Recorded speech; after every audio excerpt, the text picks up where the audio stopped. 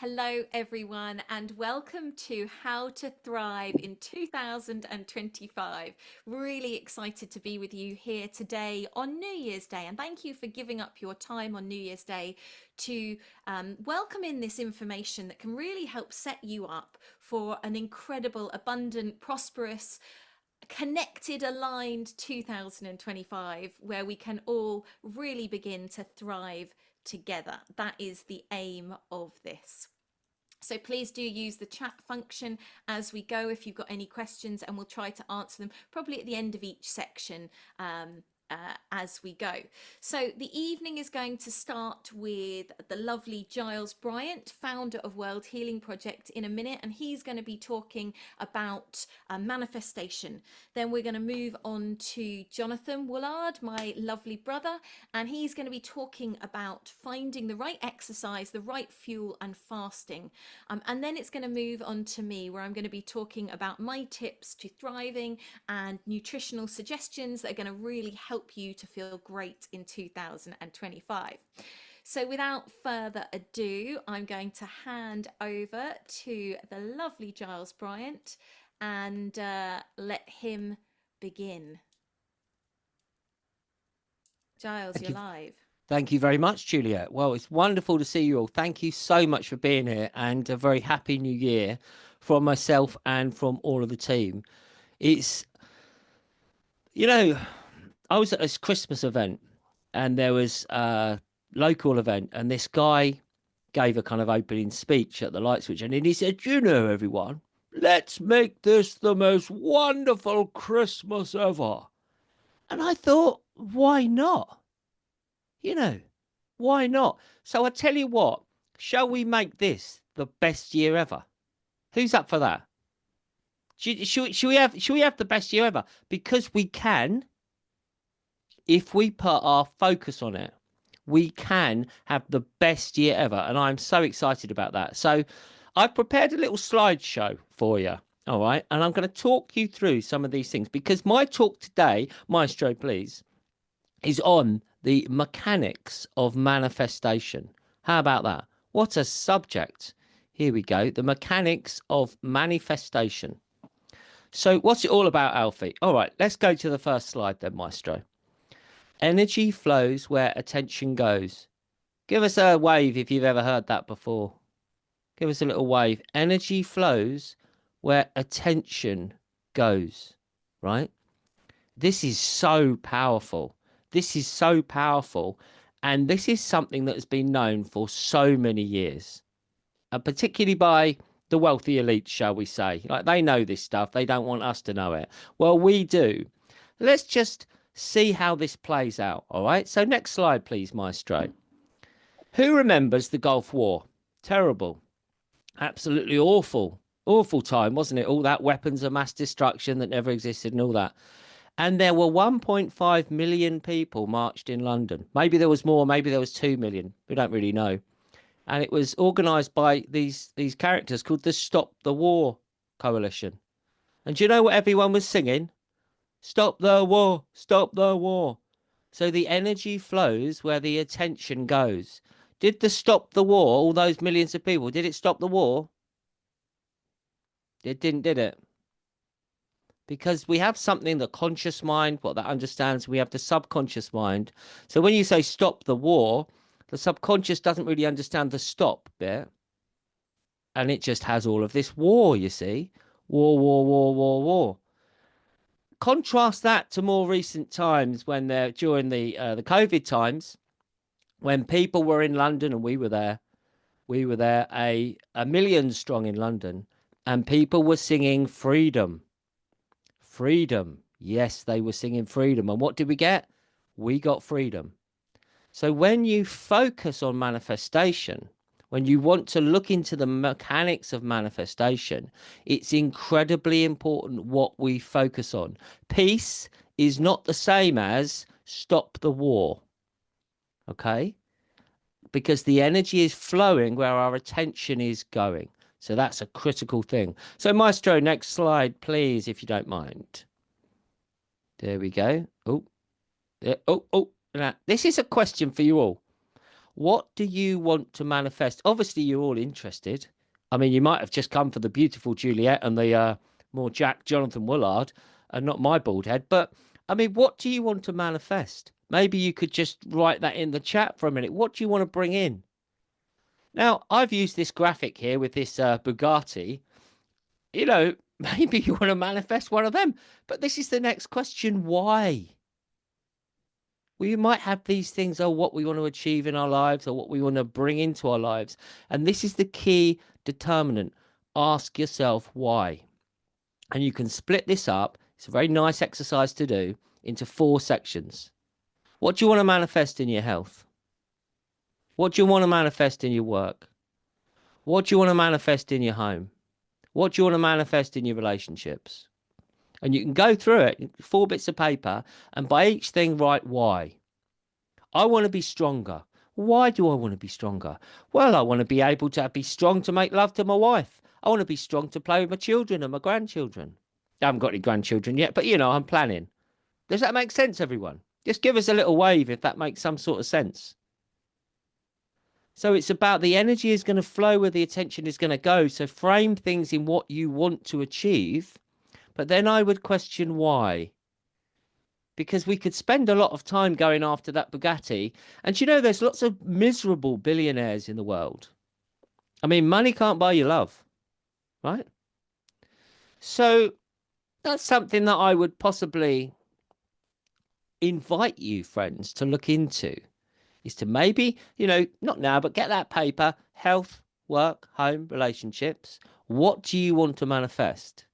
And by each one underneath, leaves a little gap, why you want to do it, because the why gives you power. The wire is like a lever. Okay, Maestro, next slide, if you don't mind. There we go. So these are the basic principles, the basic tenets, really, of the mechanics of manifestation: thought, feeling, and gratitude. And they all need to work together in harmony. For example, we talk about the power of positive thinking. Okay, so let's say I have a positive thought. Okay, I am going to be healthy. I am going to be strong. Oh, oh. Now, there's not much feeling behind that, is there? But if I say I am healthy, I am strong, you've got to put that feeling into it. You've got to put that emotion into it. And the universe is a responsive mechanism. There's this reflection between the inner world and the outer world. In fact, some people even believe we live in a simulation that's not actually real. I'm looking at the man in the mirror, right?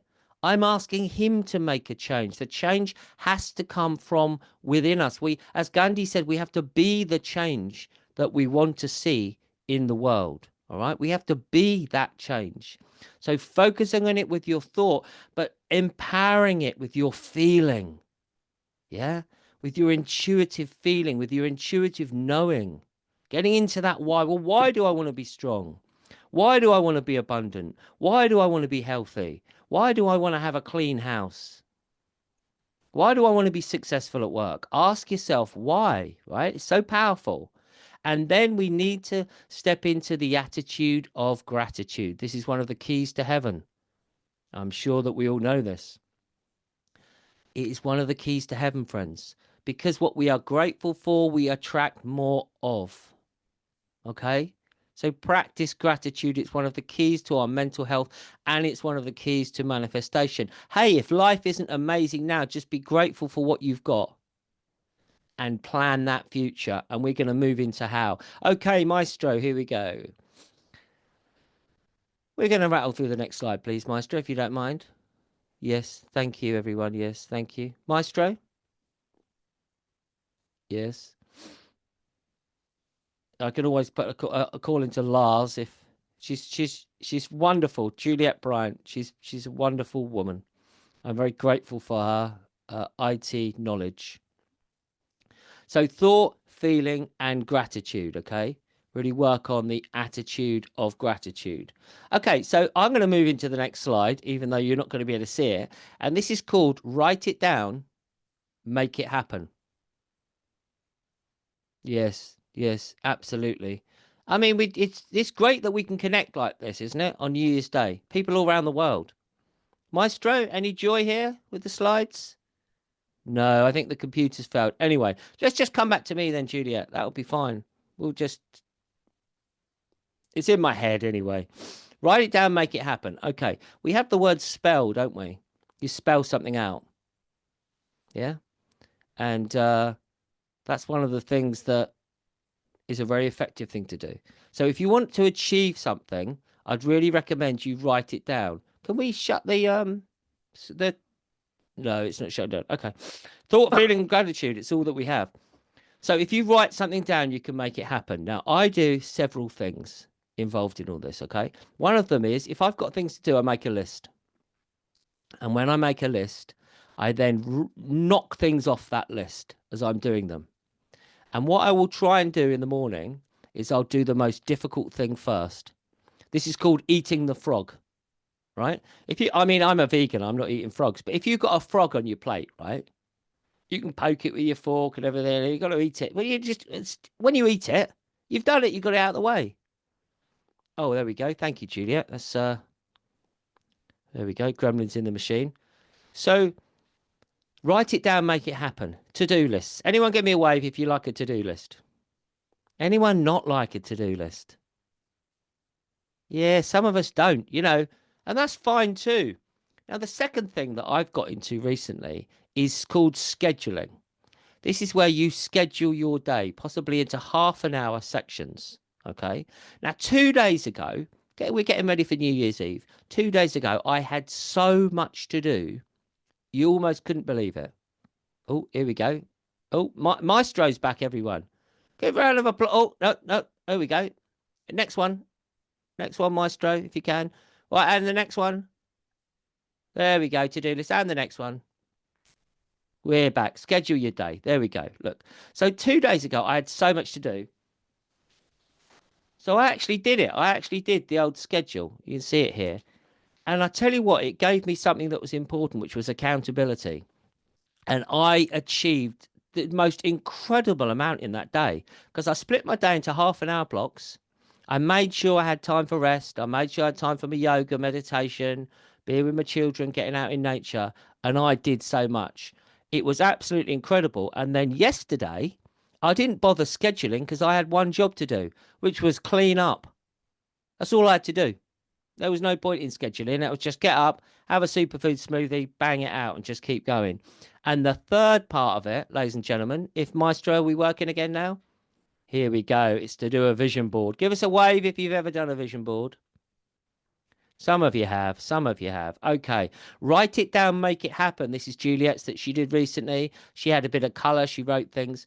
Now, look, people have got amazing stories. I just want to give you a quick story, an amazing story of what happened once upon a time to us. We were living in a little house and we wanted to move. We needed somewhere to move to. So we all did a vision board. And on Juliet's vision board, she said she wanted a spiral staircase. And on little Samuel's vision board, he wanted a swimming pool. Well, of course he did. And on my vision board, I wanted to be close to a sacred site. Right? Well, we didn't have a big budget. And it turned out that this house was available at the budget that we were looking for. And it had the worst possible photographs. You know, when the estate agents take a photograph of the house. But I think the guy that they'd employed was either blind or drunk or he couldn't use a camera. And the photos were the worst photos you've ever seen. Well, that meant no one had gone for the house until we found it and looked at it. And when we went there and we accepted it and we started to live there, guess what, everyone? It had a spiral staircase, it had a swimming pool, and it was the edge of the Littlebury stone circle was in the front garden of the house we were living in. You couldn't even make it up, and people have got these things. If you want to achieve things in your life, I recommend you write it out. Okay, make it colorful if that's helpful to you. Make it adventurous, make it fun, do it with other people, put on some music, get in a good vibe and write it down. And I did it last night. We all did it, the family did it, and it was so much fun, and I felt so energized. I felt so excited about what we can achieve in this moment. So that was another one there. One slide we just missed out on. It's kind of linked to this, and it was famous words by Arnold Schwarzenegger. Now you might not like him, and that's fine. You might not care for his movies or his cigar smoking, or when he said "screw your freedoms," and all that. He was a bit nut job, but anyway, Arnold said three things. He said, "See it, believe it, achieve it." Okay? See it. Hold the vision. This is what I want to do. Believe that you can do it.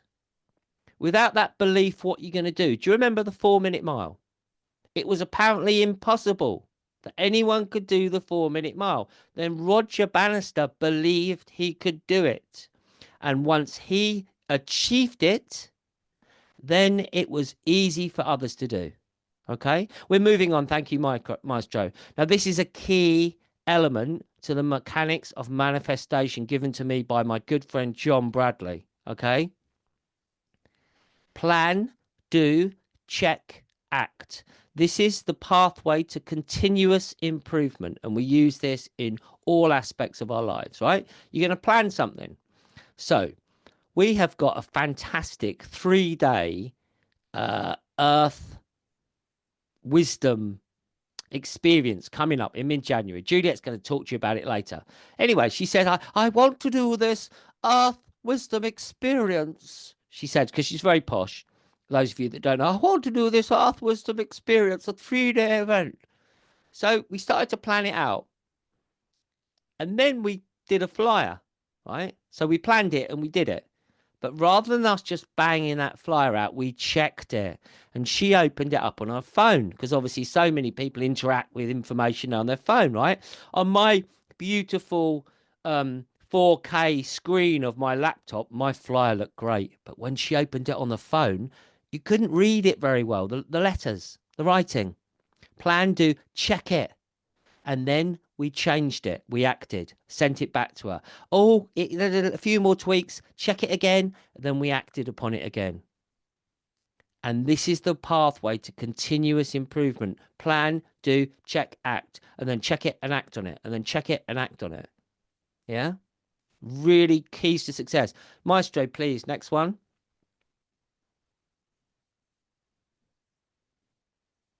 Or maybe not. We're just going to stay in a realm of planning and doing and checking and acting. Yes, yes, yes. Continuous. Just that's right, Pamela. You just want to continually be in this process. Is it frozen again, Maestro? Can't get the staff, can you? Possibly, possibly not. Okay. In terms of the mechanics of manifestation, there are sometimes obstacles that get in our way, aren't there? Well, I've got to say this to you here. Obstacles are opportunities. Yeah? We can see all obstacles as actually just part of the path, a part of the journey. But if there are blocks in your way, then we can have help in removing them. So ask. You remember that old chestnut? Ask and you shall receive. Yeah? And buddy up with people like we're doing today. You know, we're all getting together, even if it's in this virtual world. We're getting together. So buddy up with people, because sometimes there are blockages in your environment. Okay. And one of them is mess. So before we've got into the new year, we've spent days cleaning up, right? And I was outside yesterday, the whole day. I was just tidying up the garden. It got a bit messy.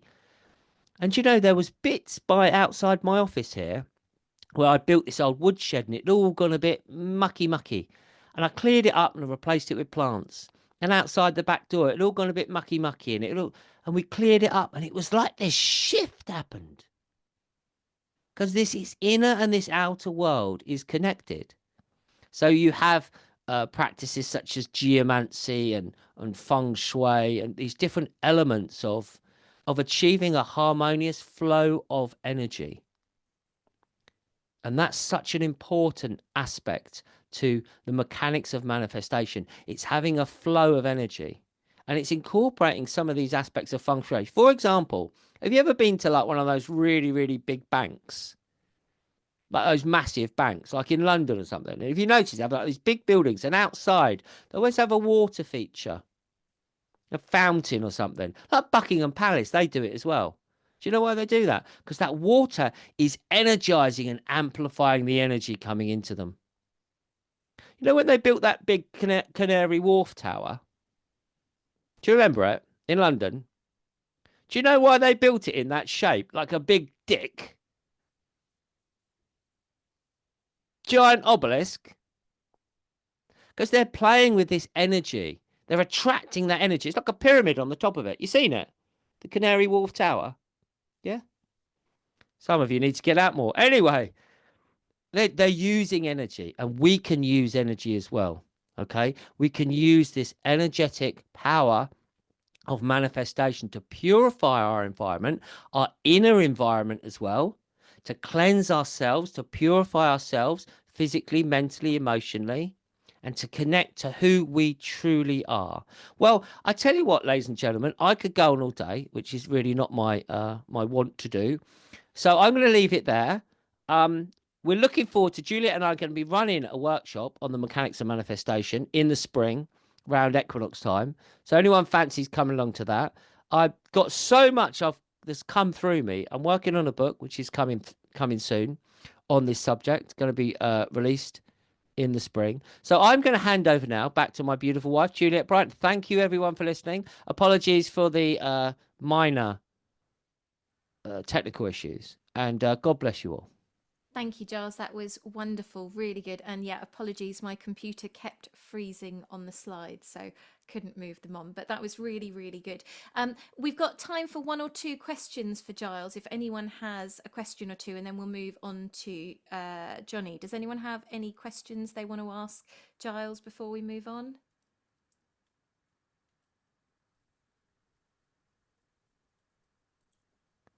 I think it was such a good presentation, It Julia. was very good. I obviously just covered every It was. I'm single just waiting in case anyone's trying to type in a question.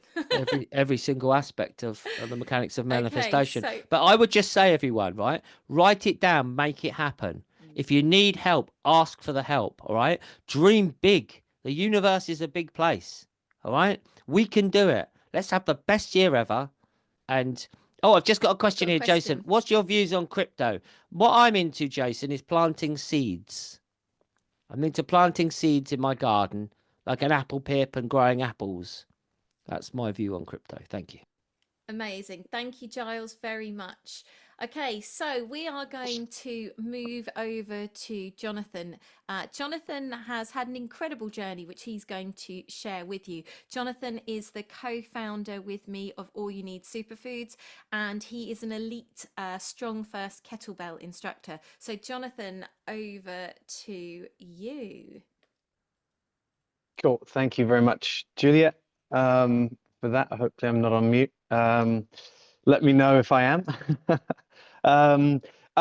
Giles, thanks for starting us off there. That was some really interesting stuff. And I want kind of through what I'm going to be talking about, I think what Giles went talking about kind of writing stuff down, manifestation, kind of really wanting things to happen, are super important then with the things that I'm going to be talking about as well.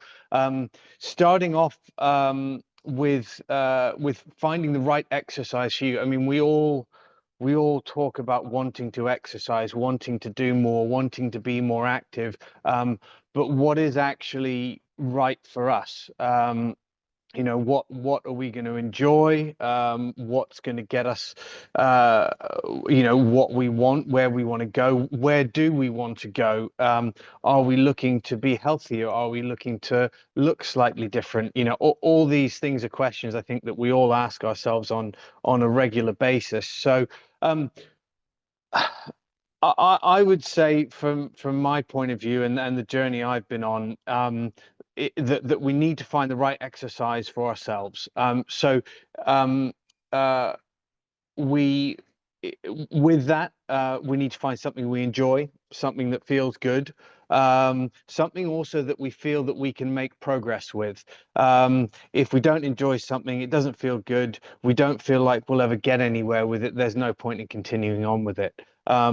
So there's nothing wrong with trying different things. So I think it's looking at what's out there, whether we like to run, whether we like to go to the gym, and if we do, whether we like to use machines, whether we like to use maybe some of the free weights, whether we like to use my preferred tool, which is the kettlebell, whether we like the idea of body weight exercises. There's lots of things out there.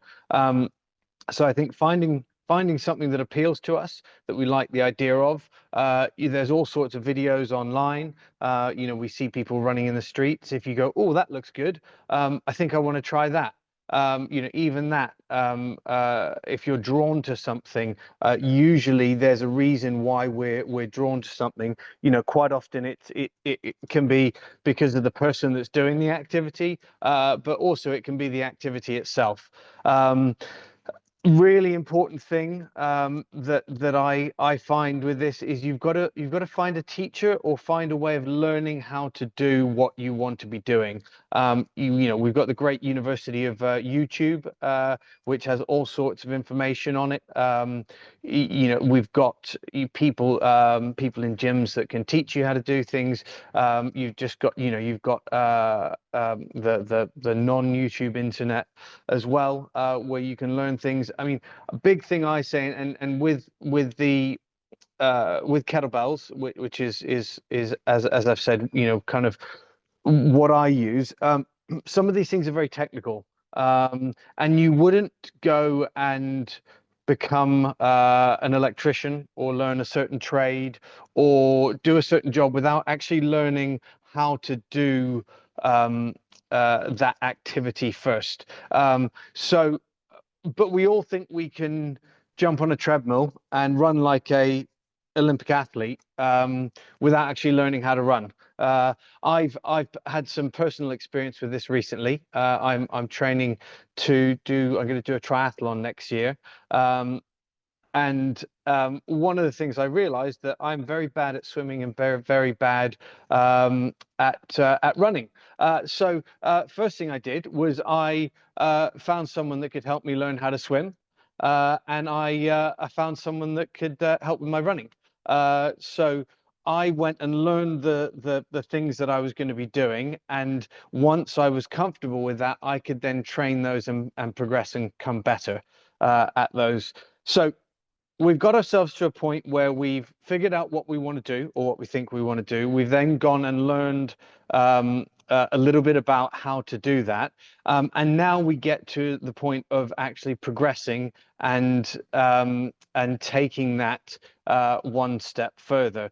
So one thing that I will say is that you do not have to put 100% effort into all your training and all your exercising all the time. Sometimes you've got Olympic athletes that spend most of their time performing at about 50 to 75% of their maximal effort, and that's the bulk of their training. So this idea that we have to go 110% all the time is in my mind utter nonsense. What I would say is that we've got to put 100% focus and concentration into everything that we're doing, and sometimes putting focus and concentration into what we're doing for the entirety of when we're doing it is harder than putting 110% effort into what we're doing.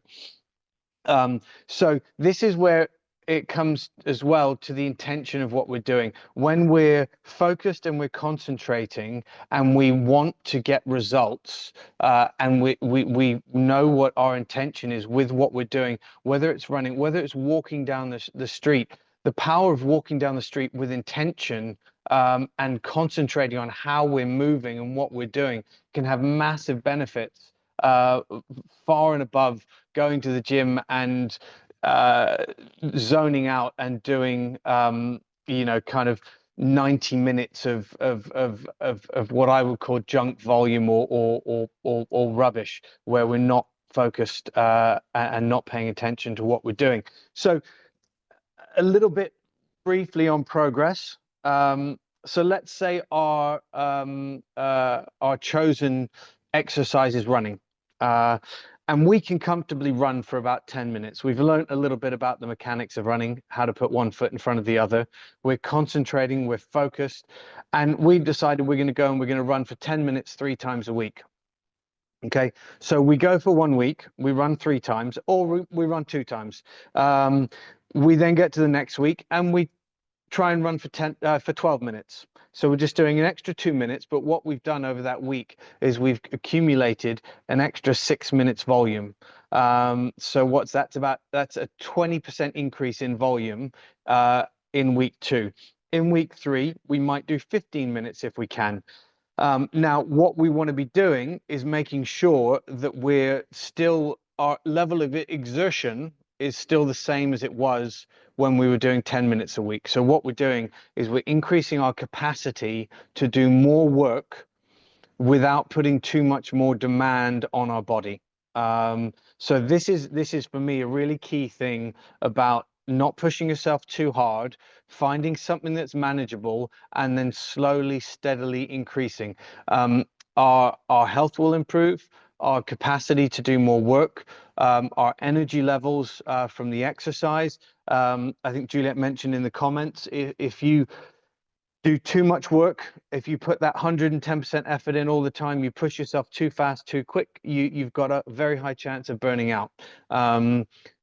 So then what will happen, you do a few weeks worth of work and then you don't like it because you don't like how it makes you feel, and then you end up not continuing it and not doing it anymore. But if it's just a little bit fairly regularly and you just push the envelope a little bit more each week,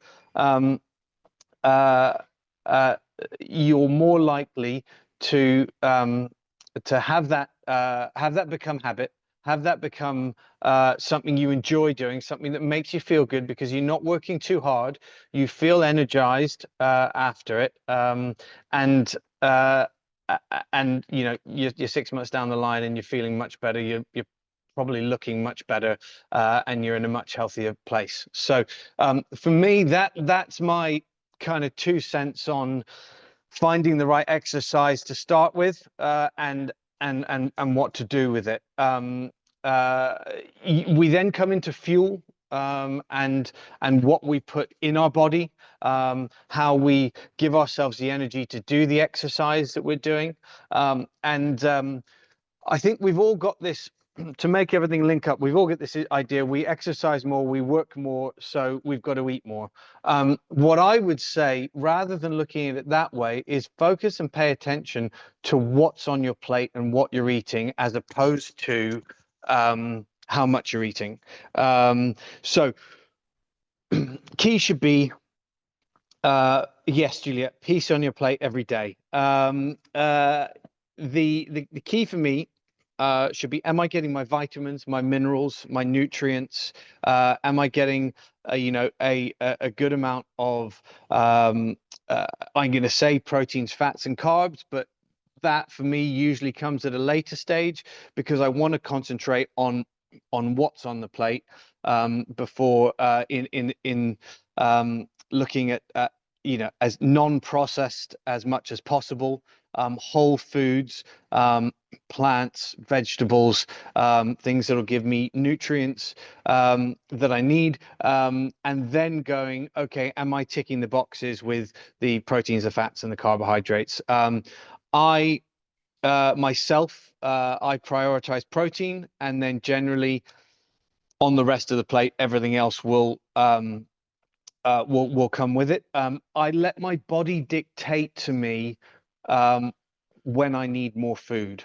I made the big mistake about excuse me, about 3 months ago. I was increasing my workload, increasing my training load, and I had this great plan of how I was going to be training twice a day. And then I said, well, if I'm going to be doing that, I need to be eating, you know, a lot more food.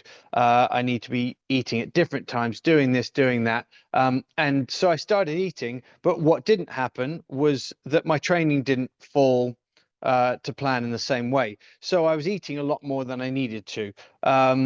And so I quite quickly dialed that back, got my training on point, and then let my training and let my body tell me when I needed more food. So I think listening to our bodies, if we're going to need more food and need more energy, our body will tell us that. So I think that's super important. You know, 2 or 3 decent meals a day. Uh, I think is absolutely plenty, and just really trying to get key ingredients onto your plate. Yeah, your vitamins, your minerals, your whole foods, as little processed foods as possible. But what I will say is, don't get caught up with cutting things out entirely. If you if you need, if every once in a while you have a bit of sugar, you have a bit of processed food, a bit of junk food, whatever we want to call it, it's not the end of the world. I think we get too destructive, and we beat ourselves up about. Everyone talks about, you know, don't let yourself go over Christmas. You know, you're going to pay for all that extra food you ate. Well, in the scheme of things of an entire year, it's not that much. And I think we want to enjoy our lives. We want to be healthy. We want to feel good about ourselves. And part of that, you know, eating is a big part of that. So if every once in a while, as Juliette's just put in there, you're 80-20, if 20% of the time you want to eat something that makes you feel good, you know, go for it. And don't listen to these people that say they have a strict diet 365 days a year. So this kind of naturally brings me to my last point, which is fasting, which I've had a really good relationship with fasting, both intermittent fasting and more extended fasting over the last several years. So I would say, in a nutshell, intermittent fasting, what does it do? It makes you think more about when you're going to be eating. So what is intermittent fasting? So if you don't eat for, let's say, 16 hours, and then you have an 8-hour window when you eat. That's the most well-known intermittent fasting kind of plan. So most people will finish eating at 8 p.m. and they'll start eating at midday the next day. Really key things are staying super hydrated, making sure you're drinking lots of water throughout the time when you're fasting. Or also then when you're not fasting. So what is this doing? So big thing for me, if I stop eating at 8 o'clock in the evening, and I'm going to bed at 10 or 11, I've got a nice amount of time to digest my food before I go to bed. So my body's not working as much when I'm asleep, or when I'm trying to get to sleep. So much better sleep, much better rest, much better recovery. You'll end up with this having a lower heart rate overnight, which is very important for your body's health, well-being, and recovery. Going then into the next day, not eating till let's say 12 o'clock. I'm then planning between 12 and 8 o'clock what I need to eat. If I'm going to have 2 meals or 3 meals. So naturally, because I'm basically eating breakfast much later and I'm having dinner early, I'm squeezing everything into a shorter window. So I'm naturally probably going to have less calories. Why do people get good results on intermittent fasting? Because they're generally having less calories. And if you have less calories, you're going to you're going to lose weight if that's your goal. What it does as well is with intermittent fasting, it will allow your body to be resting and recovering through a longer period of time. So your body is not constantly working to process food.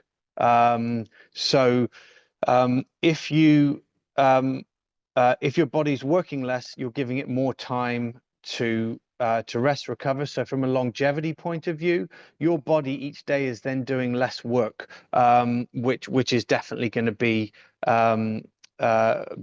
beneficial.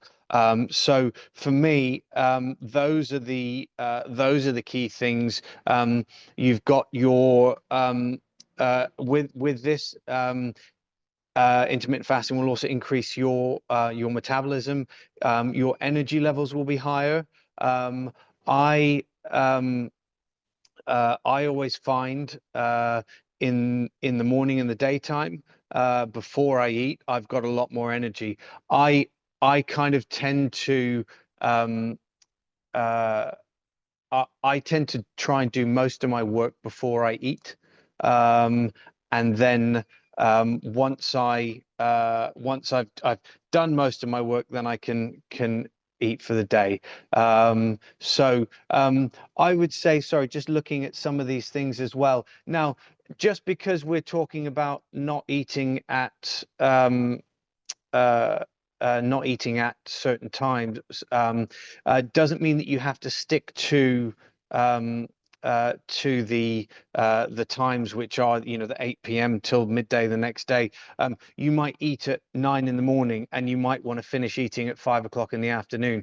I mean, sometimes, and don't be stuck on the 16-hour window either. Some people go 12 hours, some people go 10 hours, some people fast every other day. There's lots of things you can do. Some people, so I will do once a week, I'll do a 24-hour fast, which I feel rejuvenates me and brings my energy levels massively through the roof. So I think we've got to, with these things, they can be beneficial. We've got to try them. And we've got to see if they work for us. And I think, as Juliette mentioned, fasting isn't for everyone. And some people will get more benefits fasting once a week, once a month, once every couple of months. Some people get more benefit from doing it every day or every other day. So you really gotta see how it affects you. And go from there. So in a nutshell, yeah, that's basically my my bits on finding the right exercise, fuel, and fasting. I hope you guys enjoyed that. Thank you very much, Juliette and Giles, for inviting me to talk on here. Brilliant. Thank you, Johnny. That was absolutely brilliant. Does anyone have one or two questions quickly for Johnny before we move on to my section? If you do, you can unmute or type it in the chat if you do have a question.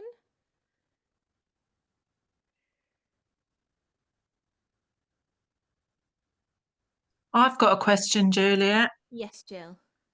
I did put it in the chat, but I'm really interested in fasting and realise the benefits of it, but never sure how much, because we are all different, our bodies are all different, never sure how long to fast for. And I do get low blood sugar if I don't have breakfast, even though I might not be that hungry. So is that something that I should do, like not have breakfast and eat at 12, like you suggested, Jonathan? Or would I be better eating breakfast, lunch, and a small dinner? Johnny, do you want to answer this? Do you want me to answer it?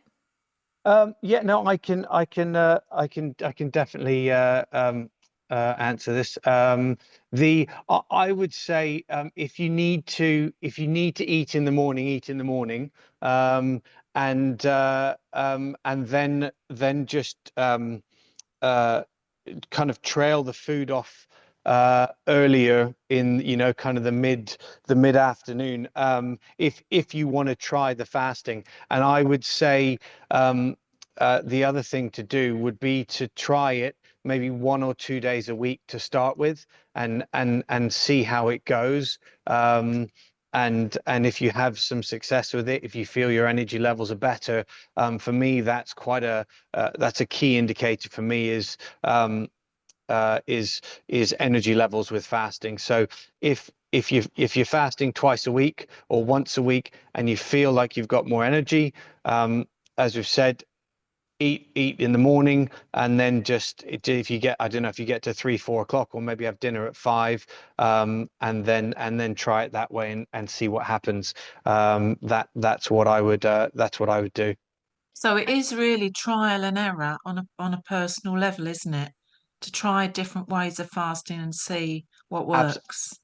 Absolutely, yes. And Yeah. as I've said, the key for me, the key indicator of whether you're going to get some benefit from it is your energy levels.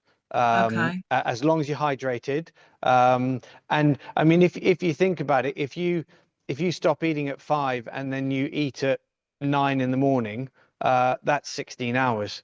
If you eat at 8 in the morning, it's 15 hours. So you're still you're still giving that time without food. You're just doing it at slightly different times from when other people may. Okay. Amazing. Thank you, Johnny, Thank for you. that. Okay, so thank you, Johnny, for your time. Fasting's a big subject, and I think one of the keys to it is listening to your body and trying things out gently and gradually increasing it so that you're always in that safe space.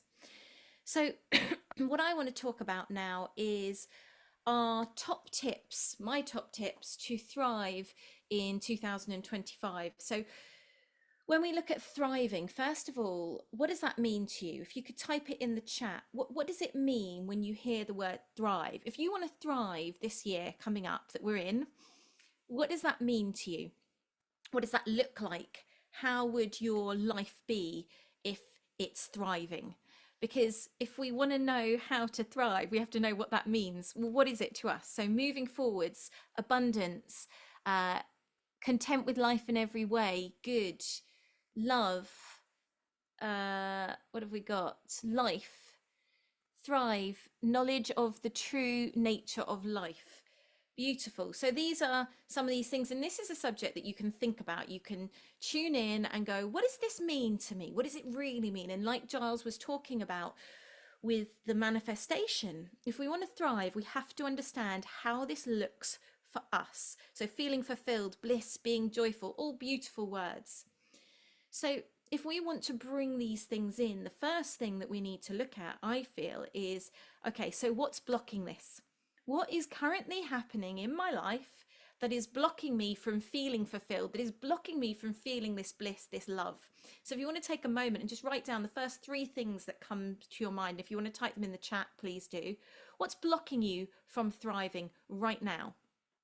Not yesterday, not tomorrow, right now, what's blocking you?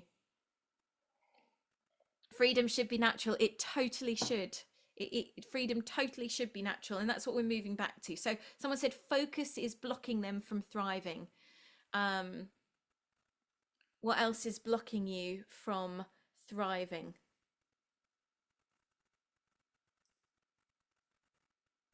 Wi-Fi, yeah.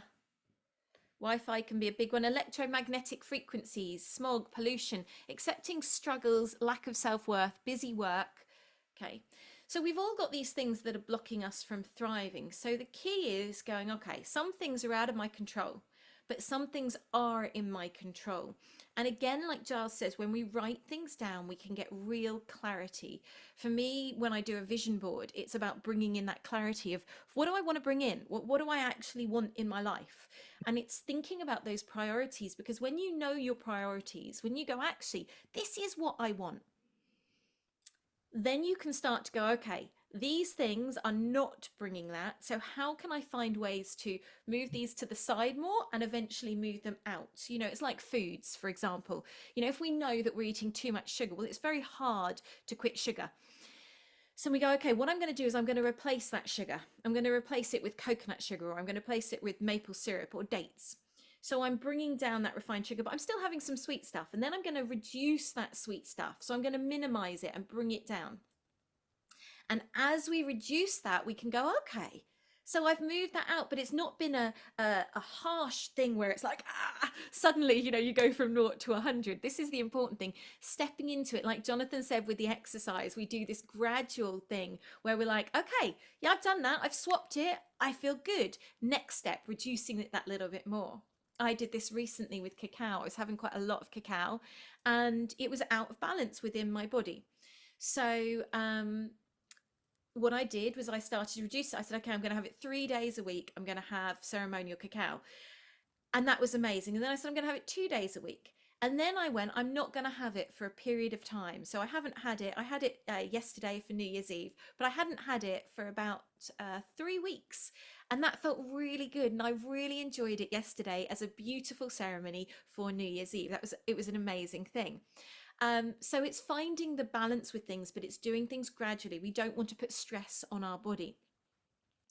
So for me, when it comes to thriving, the first thing, and this I think is such an important point, is finding out what brings you joy. We can't thrive if we don't have joy in our lives. So what brings you joy? Now, one of the things when it comes to joy is we go, okay, well, when I was a kid, I liked doing this. So that must bring me joy. But actually, most of the time, we're so caught up in work, in families, in whatever else, responsibility, that we don't actually look at what brings us joy now as this current incarnation of us. Okay, so Juliette, 46-year-old, what brings me joy right now? And this has been something over the last few years that I've really been investigating and looking into more. What actually makes me feel happy? Not what I think makes me feel happy, but what actually makes me feel happy. It's like, for example, the whole thing of a glass of wine or a glass of bubbly. This is an example that may resonate to some of you, may not to others, but I used to think that I loved to have a glass of bubbly that made me feel happy. And actually, what I've realized is that I don't like that at all, and it doesn't make me feel happy, but there's still a part of me that has this association of a really nice champagne glass and bubbles and having a sip and going, oh, I feel great.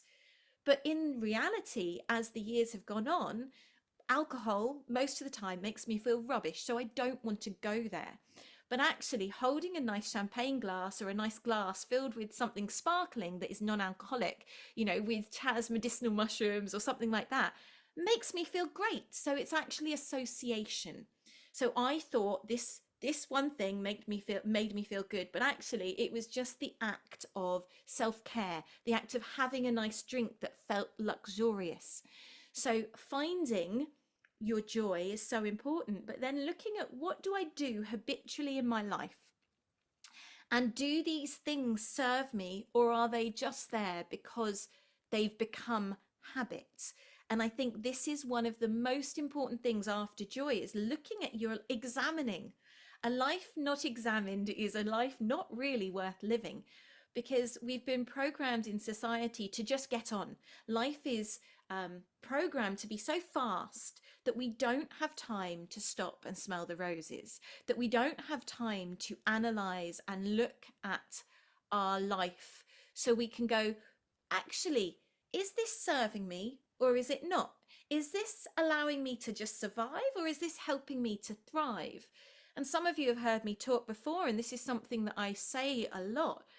Do you want to survive or do you want to thrive?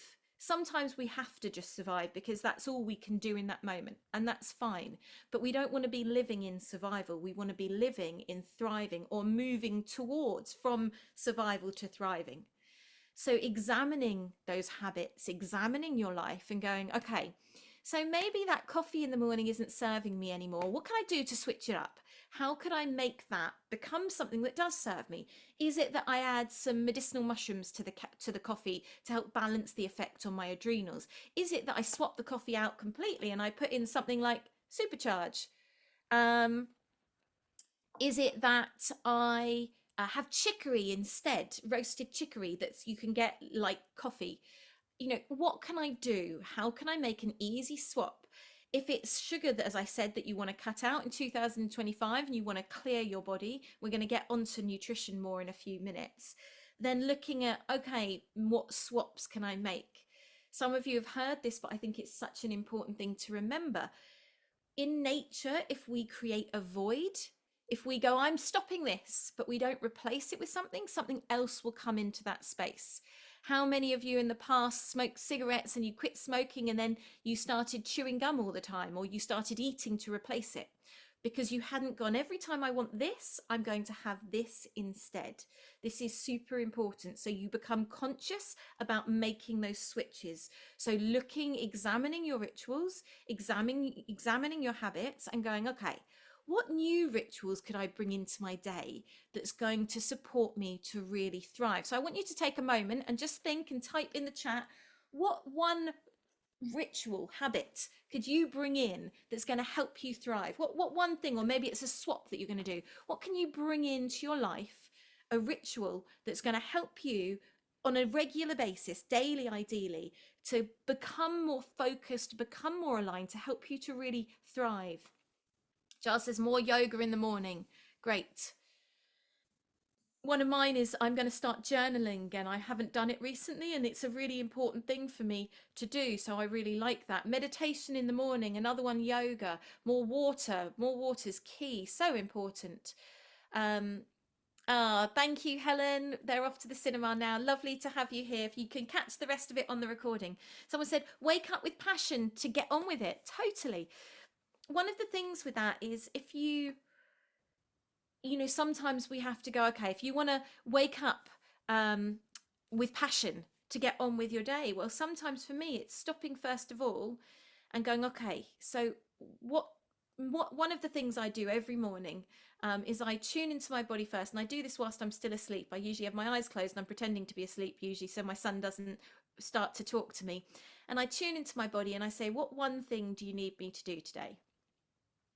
And I listen to my body and I hear that one thing, and then I think about what I'm grateful for, what I'm really grateful for, so I can connect into my day in gratitude. So I can start in that frame of mind. And that's really helpful. Someone says better planning, probably to write daily. Be peaceful resonates by doing that work within. Totally. We need to do the inner work.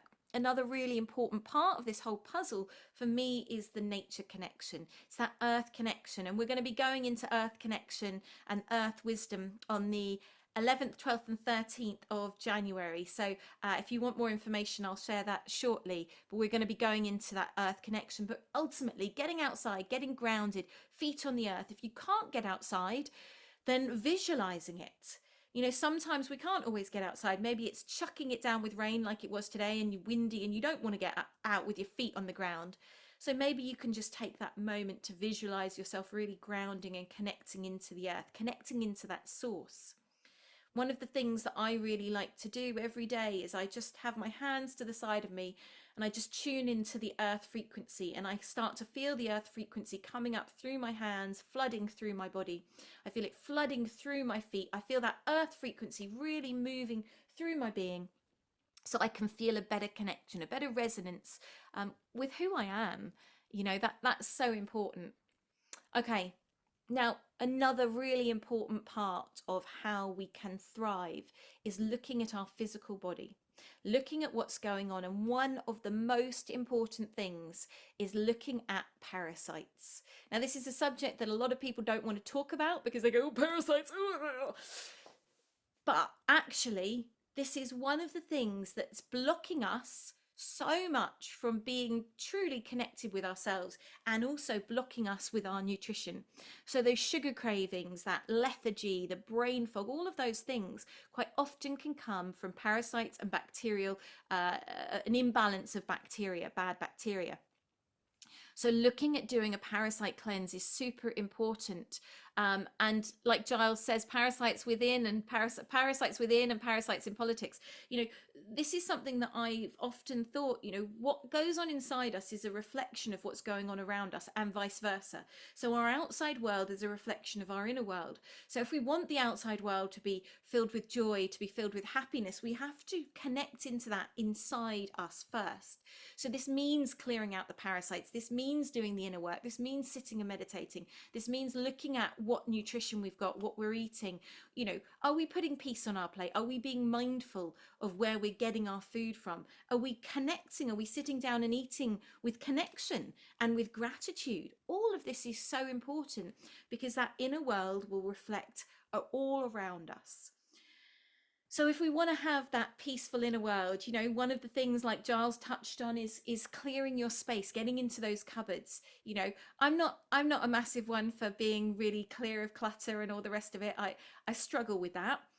And yesterday I cleaned our understairs cupboard, and it was a great mission. And it was hard at the time, I had to smudge quite a few times, but it felt great afterwards. I felt much clearer within my being, because it's those hidden corners that's like the hidden corners of our mind.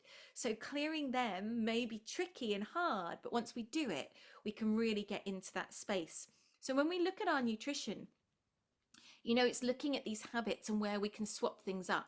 So for me, one of the things that I love to do is have the All You Need Superfoods. This is, for most of you know it, it's a superfood mix that Johnny and I created, and it's a blend of protein, plant protein, digestive enzymes, super greens, medicinal mushrooms, vitamin D, magnesium, B12, vitamin C, all these things that, especially at this time of year, are super important to keep us healthy.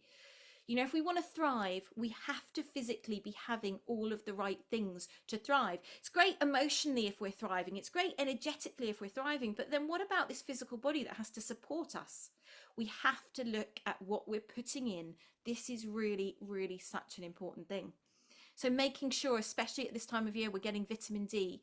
You know, this is key. Vitamin D3 with K2. This is what we want to be having every day. Making sure we're taking our iodine. Iodine is super important. If you are on thyroid pills, then obviously you need to cross-check what type of thyroid problem you've got as to whether iodine is safe for you to take.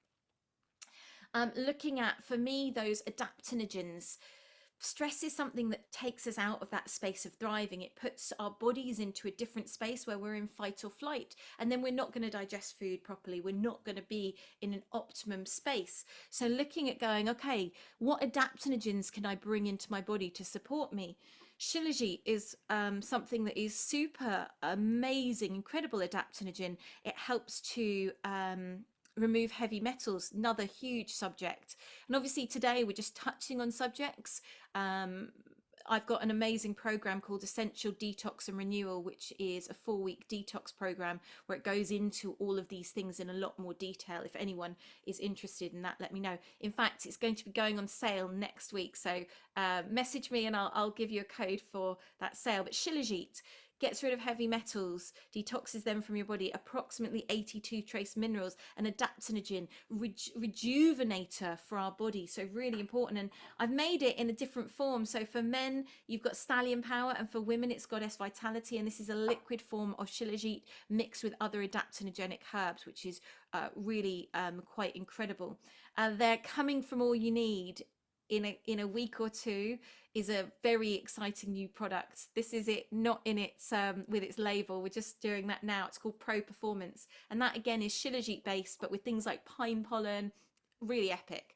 So all of these things are adaptogens. Rhodiola is another amazing adaptogen that I absolutely love. It's Arctic rose, and that's very beautiful and soft, helping your body to adapt and deal with stress. The medicinal mushrooms, amazing. For any of you who haven't seen, I've got my new book out, 7 medicinal mushrooms, 7 magical mushrooms even, and that is really beautiful way to learn more about mushrooms and their incredible adaptogenic properties.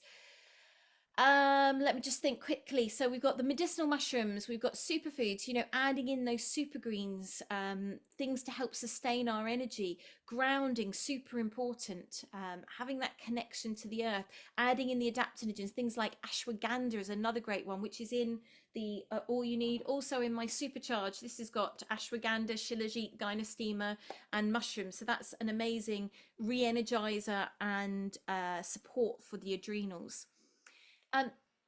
One of the things that's also really important is doing something daily. You know, we talked about the joy, but doing something daily to change your state. You know, Tony Robbins always talks about changing your state.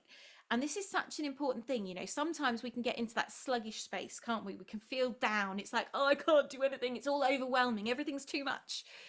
Especially if you're a woman and your hormones are all over the place, that overwhelm can be quite a real thing for all of us. And so thinking about when I get into that space of overwhelm, what can I do to change my state? Is it that I can start dancing, or shaking, or spinning? The Sufis love to spin. Shaking is a really good one. Just actually shaking your whole body for a little bit is an amazing thing to shift up the energy. Singing, sacred chants, all of these things are beautiful things to shift your energy. Giles does a great voice empowerment session, which he's got on special offer at the moment, which can help you free your voice so that your voice can help move things, help move your energy. I find if I sit and sing for 10-15 minutes, then my whole being changes. But it's not just singing any old song, it's singing songs that for me have that deeper emotional connection or deeper spiritual connection, so that they're tools to really align yourself. And Giles has just put a link into a beautiful song by the Perpetual Choirs, which he's done, called We Are One, which the video is out today, so do check that out. Really beautiful song. And it's lovely message. We are one. You can check out all the Perpetual Choirs songs. They're beautiful. They're on Spotify, they're on YouTube, so do type in the Perpetual Choirs and have a listen, because it's beautiful sacred music that can really align you and put you into that space of deeper connection. So those are a few points that I hope you found helpful on how we can thrive. One thing I just want to share really quickly, two things. So coming in about a week's time is this new product, Clear Vibes Parasite Cleanse. So if you want to clear those parasites out, then this is a beautiful product which I've created, which is coming out in about a week's time. I was just waiting for the labels to arrive, and it's really helpful to clear those parasites out. And if you do want to join and connect more with me and the work that I'm doing, we have the 3 days Earth Wisdom experience, and this is a free event.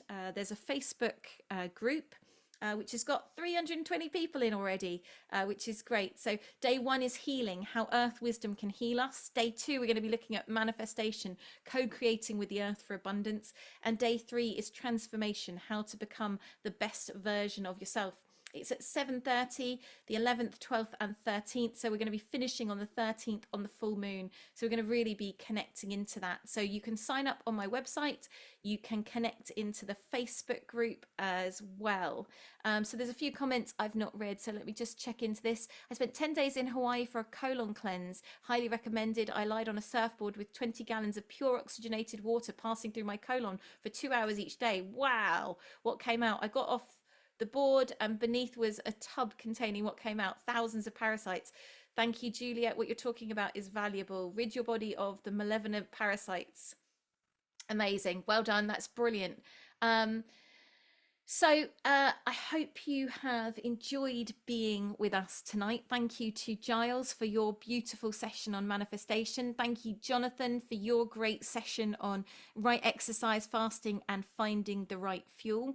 We've just got a minute or two. If anyone's got any questions, you can unmute yourself. Happy to answer any questions that you have. But thank you so much all for being here. Any questions? I'd like to ask a question, Juliette. How have you become so beautiful? You always say that. But it's a valid question. Isn't it right, everyone? Isn't she so beautiful? Well, the thing is, beauty is in the eye of the beholder, but I work hard with what I eat, with trying to be connected. Good genetics, Johnny said. Love that. And what you put in you energetically, emotionally, physically all reflects. So thank you. Beauty and radiant inside and out. Thank you, Max. So are you. Jill says, thank you so much for giving your time for us tonight. You do look glowing tonight, Juliette. Thank you. I appreciate that. Thank you all for being here. What someone said, we're all here for ourselves and each other. So much love. May we spread this kind of love. And I surely hug you, Juliette and Giles, and the rest of the family. Thank you. Thank you all for being here. It's the Shilajit. Yeah, it's the goddess vitality and the Shilajit and the all you need. The thing is, if I looked like crap, then I wouldn't be a very good advert for all my superfoods and products. So, I live I live what I'm saying.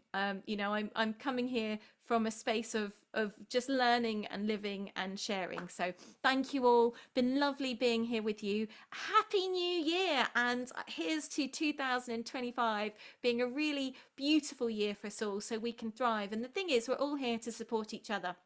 Unity, that's it. We're all here to support each other in unity, to grow and come together so we can be that best version of ourselves.